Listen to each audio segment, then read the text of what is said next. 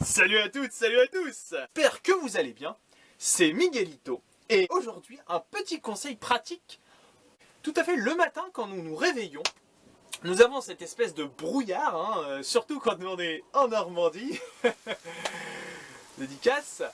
Et ce petit brouillard et ce petit mot de dos que peut-être vous avez, vous le matin en vous levant, ou peut-être le soir, eh bien, il ne vous faut que 5 minutes, j'ai bien dit 5 minutes, pour résoudre ce petit problème musculaire qui est en fait, qui n'est rien que d'un engourdissement des muscles, et donc que je vous propose effectivement du gainage. Le gainage, petit exercice simplissime, en 5 minutes, donc 4 postures.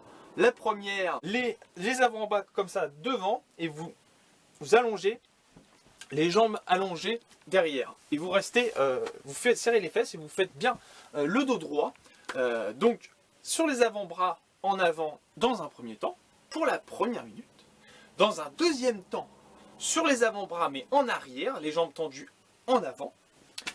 Troisième temps, sur le côté droit, vous vous mettez toujours bien, c'est très important de respecter cette droiture au niveau du dos pour bien avoir une belle ligne au niveau du dos, tout en allongement, tout en alignement évidemment. Et la quatrième posture de l'autre côté, sur l'autre bras, le gauche. Et voilà. Alors on va pouvoir dire bonjour à notre cher Robert et commencer cet épisode numéro 6. Parce que le 6... eh bien, c'est très important, c'est un chiffre pair. Et avec Robert, on fait toujours la paire.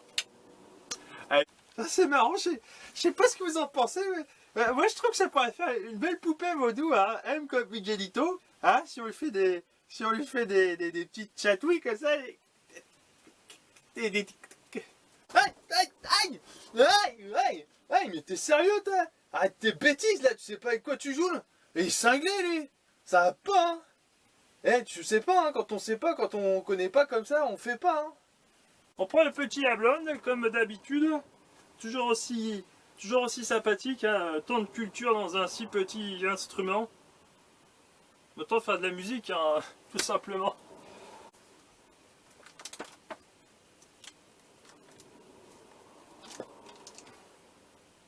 Lettre S. S comme 6. Hop. Colonne numéro 1. Définition, définition, définition. Définition de la définition. Définition numéro 7. 6 plus 1, 7. Tout est en raccord, tout est en correspondance, en coïncidence avec l'accent du sud comme j'aime bien faire. C'est tout à fait formidable. Ça commence sur les chapeaux de roue. D'ailleurs, je ne savais pas que les roues avaient des chapeaux. Vous m'expliquerez peut-être pourquoi on dit l'expression chapeau de roue. Moi, pas comprendre certainement parfois la langue française. C'est pour ça que je la pratique. Le plus grand défaut de l'humanité, c'est qu'on pratique des choses qu'on ne sait pas, qu'on ne connaît pas, mais on les fait quand même. C'est là toute la complexité de l'espèce humaine. Ah mon Dieu, aujourd'hui, je suis chaud comme la braise. Je pense que c'est grâce à mon footing de ce matin qui m'a mis une pêche, un panier de fruits complet tellement je suis en forme. Intendant. Le surintendant. Le mec, il est intendant, mais non, il n'est pas intendant, il est surintendant. C'est-à-dire qu'il est en train d'écraser un type qui est en responsabilité, tu vois, il est au-dessus, le mec, il l'écrase comme ça, on sait pas pourquoi. Ouais, je sais pas, c'est comme lui là qui écrase Miguelito de par ma pratique de langue française alors que lui ne sait pas lire. Je suis surintendant à Miguelito et lui il est surintendant au niveau de la réflexion. Voilà, on est dans la complétation, dans la complicité, on est dans la complémentarité tout à fait des rôles supposés, mutuels et complices. Alors, ¿qué dice el señor? ¿Es posible que el señor está loco? Está completamente loco. Pero no sabemos porque es una cosa complicada. Non masculin. Merci les gars, c'est quand même plus logique. Personne qui dirigeait en chef un service, un secteur. Synonyme superintendant. À toi, à vous les studios, à vous les cocos, les cocos, les cocorico, cocorico. C'est un rôle, un statut hyper compliqué. Un, un professionnel qui a une place dans une entreprise assez bâtard, entre guillemets. C'est-à-dire que cette place, on est un peu le cul entre deux chaises. Et je le dis franchement, je le dis un petit peu vulgairement, un petit peu familièrement plutôt, parce que le chef de service a une véritable responsabilité de, je dirais, de coaching, de managing, ça se dit pas, il a une véritable responsabilité de manager, puisqu'il doit diriger les membres de son équipe, mais être aussi, dans un même temps, être dirigé par les personnes au-dessus de lui, à savoir le directeur adjoint ou le directeur. Le chef de service est donc, par conséquent, une place véritablement compliquée, complexe, pleine de responsabilités. Dans certaines situations, il peut être amené à licencier des personnes. C'était vraiment une responsabilité qui compliquait. Moi, si demain, par exemple, je disais à mon Robert que je le dégageais, je pourrais dire que j'ai une place un peu de chef de service. Voilà, c'est celui qui a le premier contact, le contact direct avec le terrain. C'est très compliqué, c'est très... Ah, on peut s'y perdre, on peut vraiment s'y perdre. Non, faut mettre quelqu'un qui brade comme ça, qui sait découdre et découdre aussi le schéma, voilà, briser le fil, couper le fil, briser la glace, défoncer les pavés, casser les briques, péter du mur, éclater une façade. Je pourrais vous en faire tout un tas. Mais en attendant, nous allons J'ai nommé Robert. Robert is in the place, on the beach and in the sky. Ah oui, ça c'est tout à fait, c'est une goutte de sang. Voilà, tout à fait. J'ai reçu cette goutte de sang qui me permet de pomper comme ça de l'établissement français du sang, là où vous pouvez donner votre sang. Je vous invite à faire de même. N'hésitez pas à aller dans les différents centres de l'EFS du territoire français pour donner votre sang ou donner votre plasma. Oui, parce que c'est très important pour des personnes qui auraient besoin, suite à des hospitalisations et des accidents graves, de sang. Donc il faut faire la démarche pour aller auprès des établissements pour donner notre sang.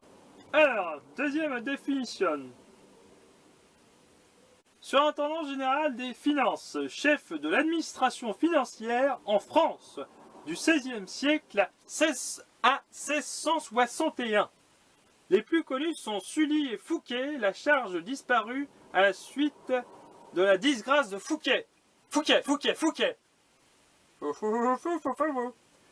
Écoutez, la gestion financière, la gestion économique, la gestion des fonds, la gestion des pépettes, la gestion de la thune, de l'oseille, de ce qui nous divise, de ce qui nous détruit, de ce qui nous envie, de ce qui nous jalouse, de ce qui nous... Voilà, tout cet argent, c'est vraiment le fond, quoi. Le fond économique. Quand on gère de l'argent, beaucoup d'argent, on ne sait plus vraiment qu'est-ce que la valeur de cet argent. Il y a un peu un côté vicieux. Effectivement, quand on connaît la valeur d'un centime ou d'un euro, enfin d'un centime ou quelques centimes ou d'un euro, qu'on sait vraiment ce que ça vaut, même quand on a connu, moi personnellement, j'ai aussi connu le centime de franc, le franc tout court, quand on pense que, et là peut-être que je vais en choquer plus d'un, pour les adolescents, mais sachez qu'avant, une baguette de pain, ça pouvait être 1 franc ou 2. Aujourd'hui, c'est 1 euro. Donc 6 fois plus cher, je vous laisse faire le calcul de pourcentage.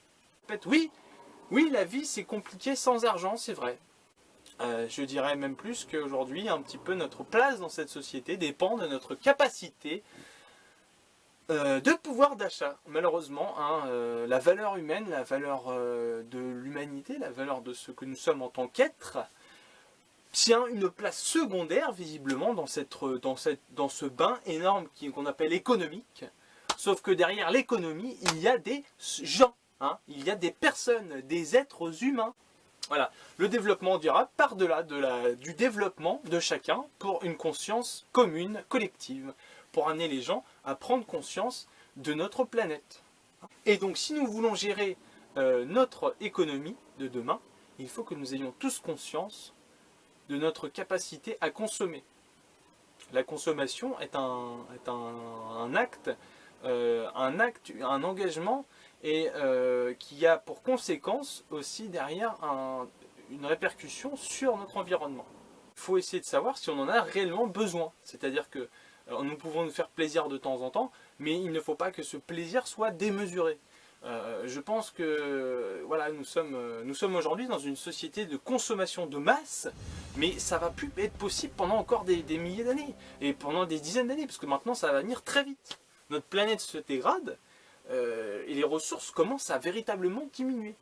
Donc vous êtes surintendant financier, gestion dans la finance, administrateur dans la finance, eh bien je vous invite à tout simplement, si ce n'est pas encore dans votre conscience, à humaniser votre activité. Un gros kiss à notre ami Robert, mon assistant formidable, ce complice de toujours, complice du jour, complice d'amour. Et puis, moi je vais vous dire, restez curieux encore une fois, hein, comme il dit sur Arte, hein, très important, la curiosité, l'émancipation culturelle, l'émancipation intellectuelle, l'émancipation du cogito, le cogito. Pensez à pas trop penser, pensez à penser, mais pensez à ne pas trop penser non plus. Réfléchissez plutôt, hein, plutôt Mickey, Donald, Daisy, what the fuck. Ok, donc oui, voilà, pensez à ce que je viens de vous dire, c'est-à-dire que réfléchissez, c'est-à-dire mettez en activité votre pensée. Faites de votre pensée une activité concrète et réalisée dans les faits, dans l'action.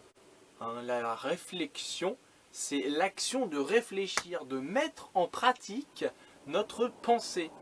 Voilà, cette vidéo déborde encore de son cadre. Elle déborde.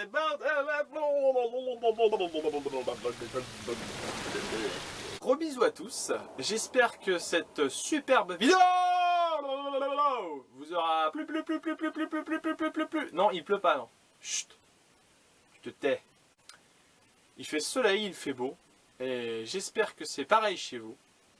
N'oubliez toujours pas de regarder les étoiles chaque soir parce que maintenant, comme nous sommes au mois d'août, plus nous allons avancer et moins nous allons pouvoir les observer. Et donc, par les beaux temps qu'il court, c'est pas du tout français ce que je viens de dire, par les temps qui courent, qu'il fait beau, n'hésitez pas à regarder le ciel, à observer les étoiles, à contempler la galaxie, contempler les astres, contempler les constellations, encore un mot bien, constellation, tous les soirs, comme vous voulez. Et moi, je vais aller me constellation. Il y a un bug sur le disque dur.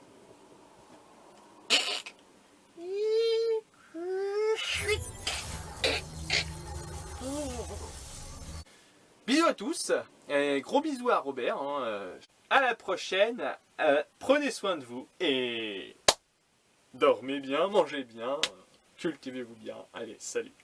Voilà, moi aussi je vous embrasse tendrement, je vous fais plein de gros bisous, hein, comme il a fait une conclusion qui était relativement complète, relativement solide, efficace et pleine de rebondissements, encore une fois, hein, pleine de rebondissements, c'est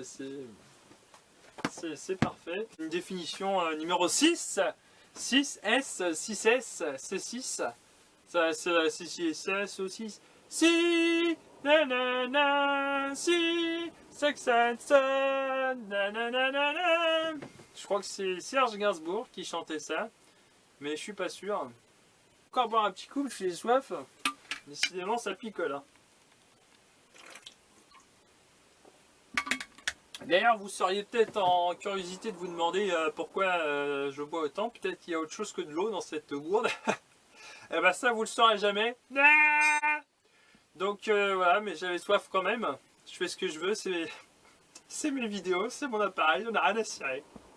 Voilà, je suis libre, libre, libre, Abdelhaïch, Abdelhaïch.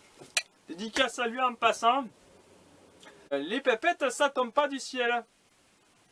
Hein, ça pousse pas dans la terre non plus. Donc voilà, donc faut aller travailler un petit peu, hein, n'importe quelle activité qui puisse vous ramener des sous. Il faut arriver à faire des sous dans cette société, dessous la société. Qu'est-ce qu'il y a? Il y a la terre. Et la terre elle peut amener des graines. Des graines peuvent amener des sous si vous les vendez sur le marché. Je vous laisse à vos occupations financières ou économiques ou sociales ou culturelles ou associatives ou sportives ou philosophiques ou...